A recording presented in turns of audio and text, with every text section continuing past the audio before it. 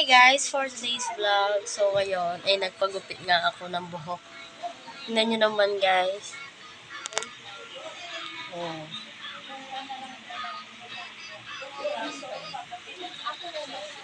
Pinagupit ko nga lang pala to guys. Oo, 4-12 ang pasok. 40 yan ang dapat.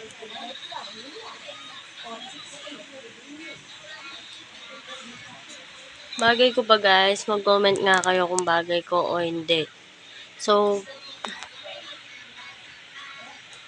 inisip ko nga guys na pakulayan ko nga.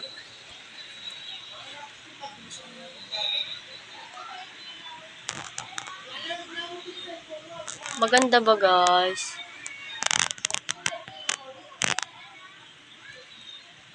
So, mamaya na lang guys. And, maliligo muna ako kasi punong-puno ako ng buhok guys. Ang kate. So, bye-bye.